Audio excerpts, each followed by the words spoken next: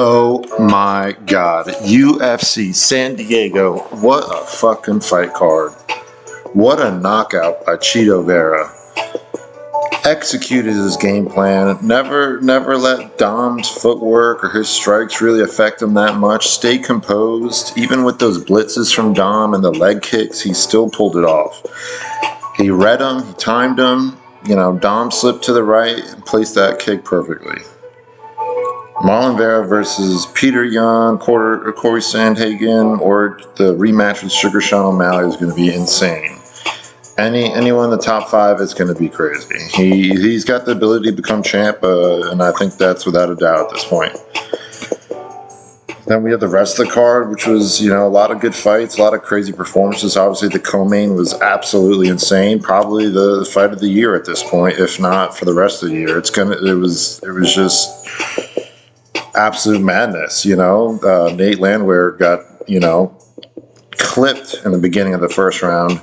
Then he rallied back and made David Onome just, exhausted and just put it on him for so long. And he kept walking away from him after dropping him and bringing him to the floor and just cheering in the crowd. It looked like a gladiator movie or something. It was absolute insanity. And even David got frustrated by that, and he started bringing it back, even though Nate looked like he had it in full control in the last 2 rounds.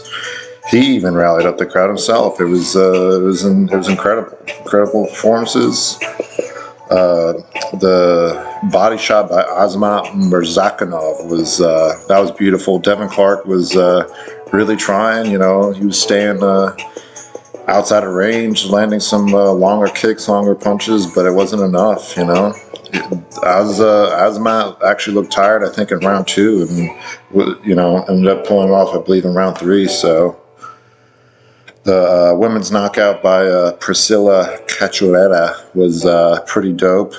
They just swung for the fences, and Priscila, won that exchange. A lot of people on Twitter were very happy with GM3 getting his victory. That's pretty dope. After that Hazmat loss, it's cool for him to bounce back. And Angela Hill finally got the decision after all that fucking shit. It's beautiful for her to make that comeback. Her record, looks shaky, but I think she's an overall great fighter, and definitely has a future. Nina Nunes did retire, but good for them, good for the Nunes family, and I hope the best for both of them. The last fight I'm definitely going to talk about is the Martin Butte versus Luzak Brzezinski.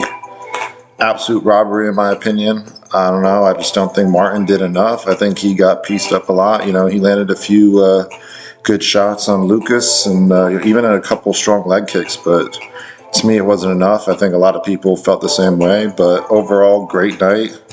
I hope Dom's okay. I hope his nose is okay, and I think he actually looked really good, honestly. He had a couple great moments there, and stayed composed even though he got dropped a couple of times. And I think he's got at least one fight left in him.